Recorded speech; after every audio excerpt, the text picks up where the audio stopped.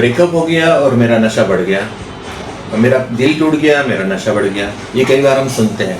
मेरा नाम है सचिन जोशी, मैं समर्पण नशा मुक्ति केंद्र में एज ए काउंसलर काम करता हूँ। आज इसी विषय में हम बात करेंगे, क्योंकि हम कई बार देखते हैं यहाँ पर जो कुछ पेशेंट आते हैं 15 साल, 20 साल, 25 साल, यहाँ तक कि 45 साल तक। कहीं ना कहीं हम ये देखते हैं कि ये लोग बताते हैं कि मेरा दिल टूट गया, मेरा ब्रेकअप हो गया, मैं उससे प्यार करता था, वो मुझसे प्यार करती थी। लड़का हो या लड़की हो, लड़का हो या लड़की हो, उनमें ब्रेकअप ये सिस्टम आजकल बहुत ज़्यादा दिख रहा है। तो इसी विषय में हम सोचते हैं और बताते हैं आपको कि क्या ये जो हालात होती है, मुझे ये पता है कि ये चीज़ जो है इमोशनली बहुत डिसबैलेंस करने वाली है, इम्बैलेंस होने वाले इमोशंस।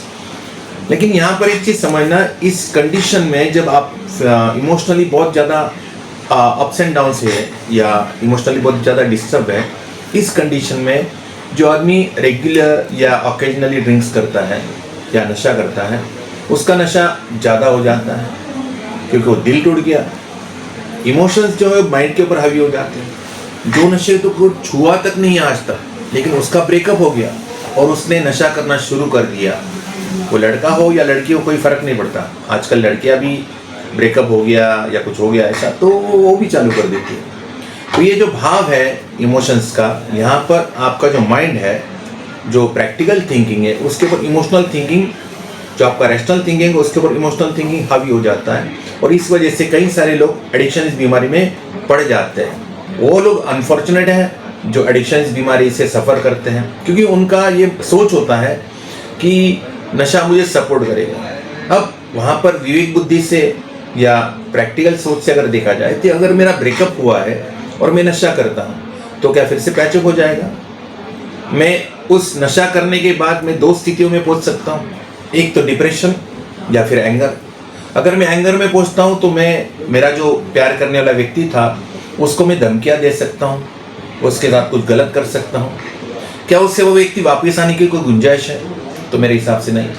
अगर मैं कहता हूँ कि अगर आप वापस नहीं आए तो मैं हाथ काट लूँगा, मैं आत्महत्या कर लूँगा, तुम आ जाओ, प्लीज़ आ जाओ, तो क्या ये प्यार है कि दया है? किसी के सामने प्यार के लिए इतना गिड़गिड़ाना? जो व्यक्ति आपका है वो आपका है, जो आपका नहीं है वो आपका नहीं है। एकदम सीधी बात। मैं कोई इमोशनल बात नहीं करूँगा आपसे, सीधी सी बात है कि कोई व्यक्ति अगर आपसे प्यार करता है, आप उससे प्यार करते हो, तो क्या वो आपको दर्द में छोड़ के जाएगा? तो उत्तर आता है नहीं।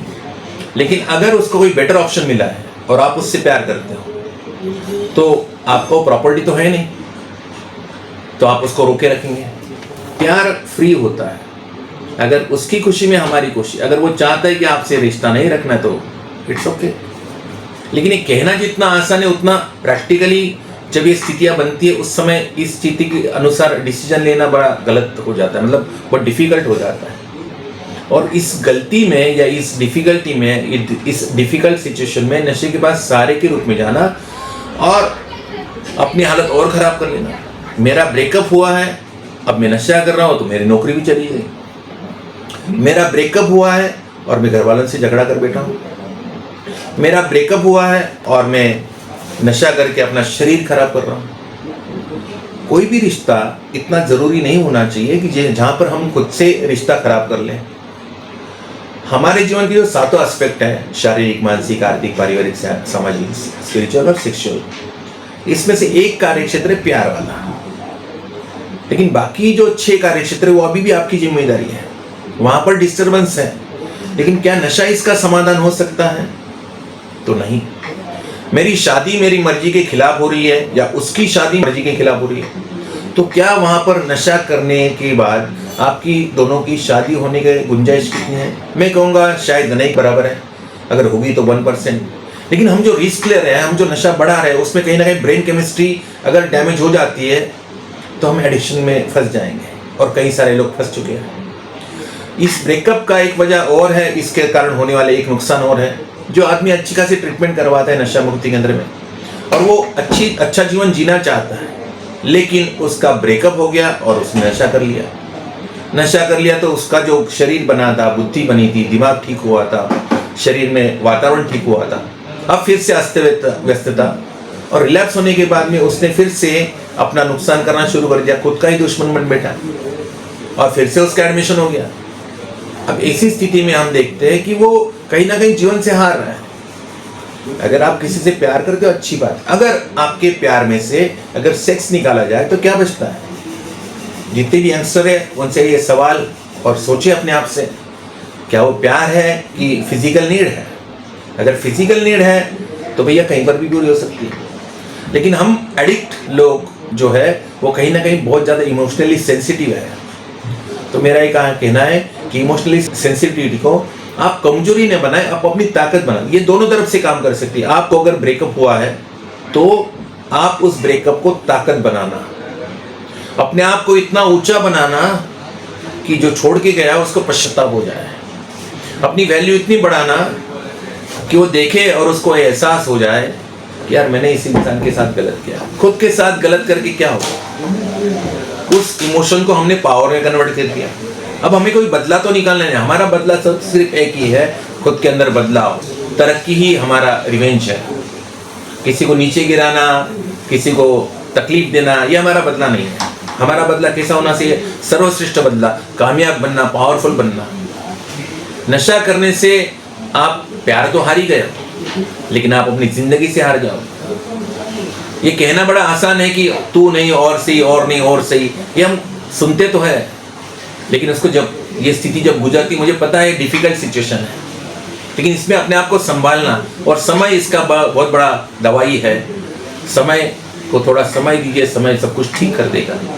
आज कल आपका ब्रेकअप हुआ है या 1 महीना पहले आपका ब्रेकअप हुआ है, आप अभी उसको ऑनलाइन चेक कर रहे हो, अरे चला गया, उसको गुड बाय बोलो, धन्यवाद बोलो कि भाई आपने हमारे साथ में जो समय बीता है इसके लिए आपका धन्यवाद। हमारी वो प्रॉपर्टी नहीं है, ये बात याद रखें। अगर आप उससे सच्ची में प्यार करते हो तो उसकी खुशी में आपकी खुशी होना चाहिए, ना कि उसको जबरदस्ती अपनी तरफ बांध के रखना। जो आपका है वो आपका है, जो आपका नहीं वो आपका नहीं है। क्या पता आपके पास जो वो व्यक्ति आया था या आई थी तो किसी और को छोड़ के आई थी, आपको नहीं पता। अब वो किसी और को चाहती है या वो और किसी को चाहता है, इसमें हमारा खुद का लाइफ खराब करने का क्या मतलब? हमारा तो एक ही फंडा है कि भाई खुद का ख्याल रखना, खुद से प्यार करना, खुद की केयर करना, तब तो प्यार वापस आने के चांसेस है। लेकिन अगर हम नशा करेंगे तो आने वाला प्यार जो ब्रेकअप है वो पैचअप में कभी नहीं बदल सकता। हम नशा मुक्ति केंद्र के चक्कर लगाते रहेंगे, जिंदगी का रस खत्म हो जाएगा। कब तक करोगे? अपने आप को एक सवाल करना, क्या इस स्थिति में मेरा विवेक बुद्धि ये कहता है कि भाई मेरा नशा या मैं नशा करूंगा तो क्या ये मेरा सहारा बनेगा कि मेरे को और ज्यादा बेसहारा कर देगा? ये सहारा नहीं बनेगा, ये बेसहारा ही करेगा। आप जीवन से हार जाओगे, और एडिक्शन के अगर शिकार हो गए तो आगे और डिफिकल्टीज आएगी और उससे और परेशान होंगे तो और आपका नशा बढ़ेगा, परेशानी फिर से बढ़ेगी, और ऐसे करके आप उस नरक यातना में कहीं ना कहीं खो जाओगे। और उससे निकलने के लिए एक ही तरीका है, आपकी विवेक बुद्धि, आपकी सोच सही होना। कोई भी रिश्ता, कोई भी व्यक्ति इतना महत्वपूर्ण नहीं होना चाहिए कि जो हमारा खुद के साथ रिश्ता खराब करे। खुद ही को कर बुलंद इतना कि खुदा बंदे से पूछे बोल तेरी रजा क्या है। अरे कोई और बेटर ऑप्शन में आ सकता है, शायद कुछ ना कुछ अच्छा ही है कि वो व्यक्ति चला गया, शायद वो आपके लायक नहीं था। आप उससे सच्ची में प्यार करते थे लेकिन वो आपसे प्यार नहीं करता, तो आपको यूज कर रहा था। तो भाई आप तो 100% समर्पित हो, लेकिन सामने वाला अगर समर्पित नहीं है तो वहां पर भीख मांगना छोड़ दीजिए। अपने आप को स्टेबल बनाइए, कामयाब बनाइए। ये नशा वशा करके अपने आप को कमजोर करना और बेगर की तरह प्यार भीख में नहीं मिलता, इज्जत भीख में नहीं मिलती, जिम्मेदारी भी भीख में नहीं मिलती। जिम्मेदारी लायक बनोगे तो जिम्मेदारी मिलेगी, प्यार के लायक बनोगे तो प्यार मिलेगा। ये सब चीजें आपसे शेयर करना थी, आपसे बताना थी।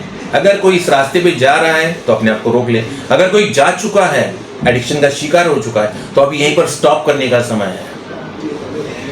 अपने आप से पूछे, क्या इससे मेरी स्थिति ठीक होगी? मुझे पता है ये डिफिकल्ट है, लेकिन नामुमकिन नहीं है। अभी भी 6 कार्य क्षेत्र आपके वश में है, और जो 7वां जो है प्यार वाला, वो ठीक हो जाएगा। समय को थोड़ा समय दीजिए, समय सब कुछ ठीक कर देगा। यादें भी धुंधली हो जाएगी, सब कुछ ठीक हो सकता है। बस आपका शरीर और दिमाग ठीक होना चाहिए, उसको खराब करने की जरूरत नहीं है। आज के लिए इतना ही। इसके ऊपर आपको अगर कुछ कमेंट होंगे, सजेशन देना चाहोगे तो वेलकम है। अगला वीडियो किस विषय में होना चाहिए, अगला वीडियो क्या क्या टॉपिक हो सकते हैं, उसके बारे में भी आप सजेस्ट करें। You are welcome. आज के लिए इतना ही। जय माई की जय।